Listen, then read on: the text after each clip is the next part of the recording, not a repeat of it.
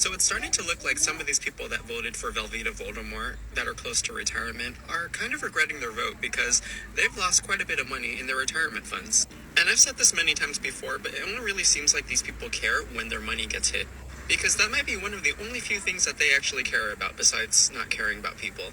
And Courier actually did an image montage of people's tweets on X that showed their disdain for the current administration. Let's watch, shall we?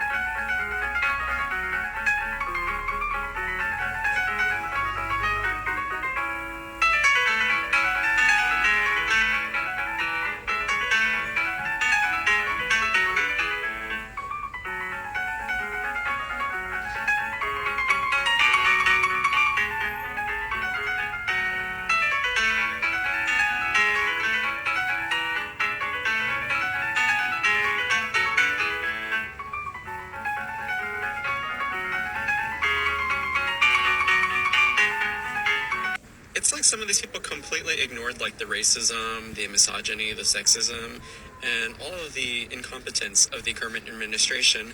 But once their money got hit, that's when they started freaking out.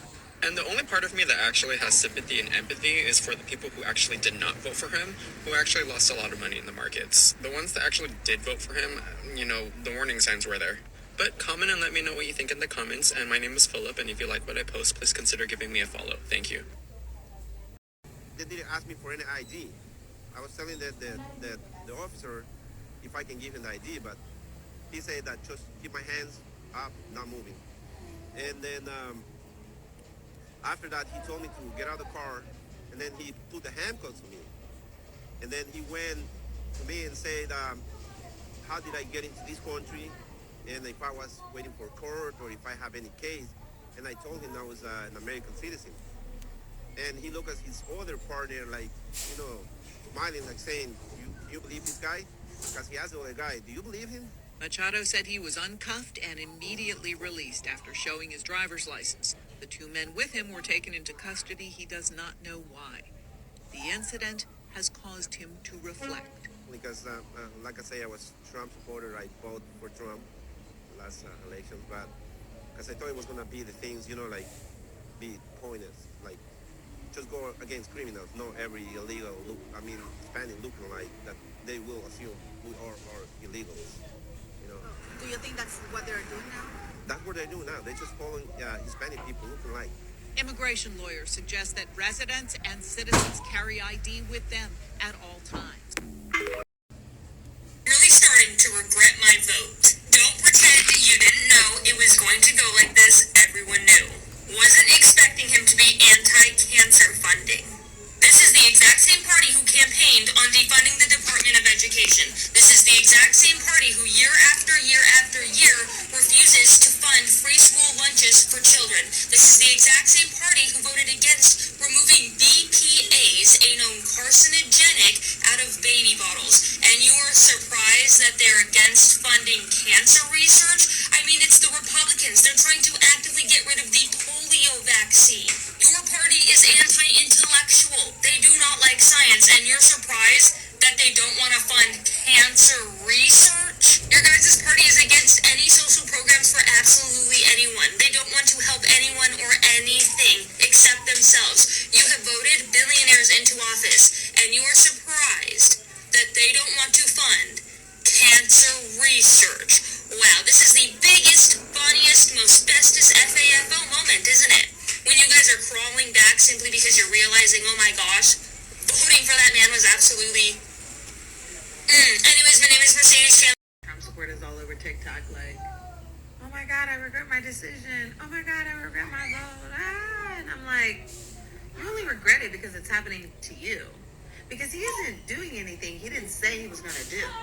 So you were okay with that type of hate when it was towards black communities. You were okay with that type of hate when it was towards immigrant communities. You were okay with it when it was impacting the LGBTQ plus community. You were okay with dismantling critical resources for children when they were black and brown. But now that that level of hate is touching your door, now you regret it. Like, you don't actually care about what's happening to the community. You don't care about what's happening to the rest of the world. You just care about your little white privilege and entitlement being sprinkled with the hate and racism that you initially voted for. And guess what? You're not a rich white male billionaire. So, gotcha.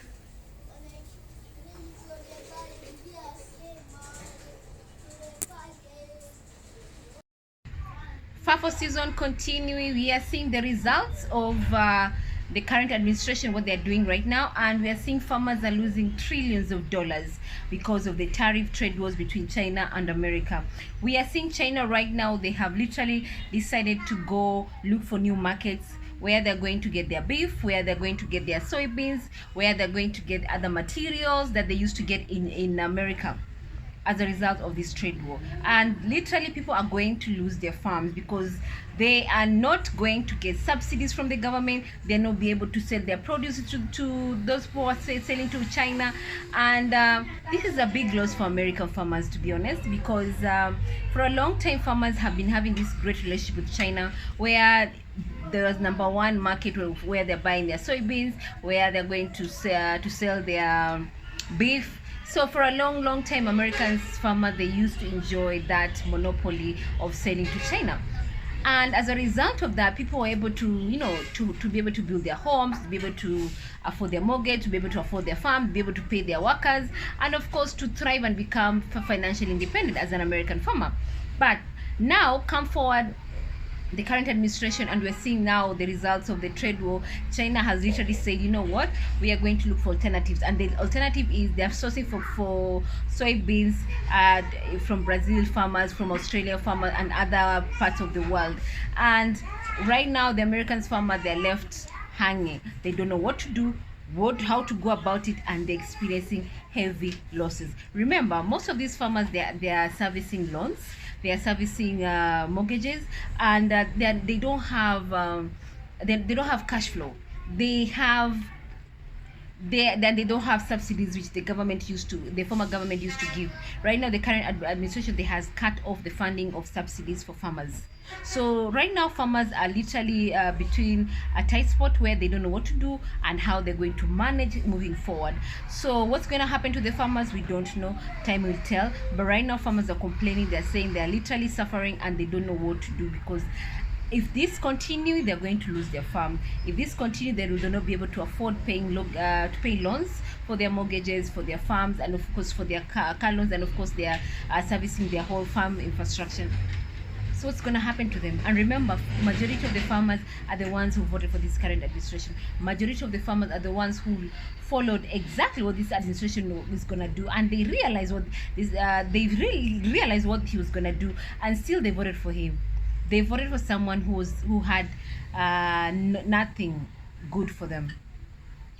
And I know some people right now, they're saying, oh, you voted for someone who you know for sure is going to destroy your farming, is going to destroy your livelihood, and somehow you voted for him. Yes, as human beings, sometimes we can be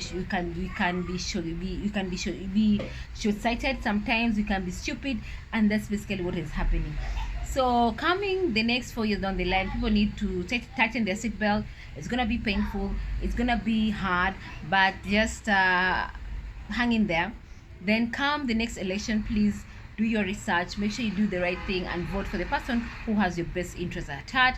Vote for the person who's going to help you to be able to take care of yourself, to have a roof over your head, to be able to take care of your family, and of course to be able to thrive doing your business, so that you're able to become financially independent as a family and as an American citizen. So guys, let me know what you think. But whatever is happening right now with these current policies in the country, in America, only time will tell whether it's going to be good for the American farmers or not. Only time will tell. But for now, people are feeling it, farmers are feeling it, and they're complaining and they're regretting their vote.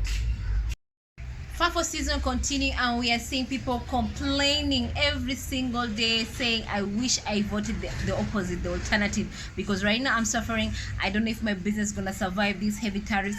I don't know as a farmer I'm gonna survive this trade war. I don't know as a citizen who has lost his job because of the state funding. I don't know how I'm gonna survive this. And that's basically the tone around the country that people are realizing. People are going to the supermarket, they're realizing prices of goods have doubled, tripled, even 10 times of what they normally used to sell. You go to the supermarket, you see people are being charged like $22, and normally it used to be like $1 or $2 buying a certain product. And these are the results of the current administration new policies. Trade wars are not good, especially right now with the current globalization, because right now trading around the world is interlinked.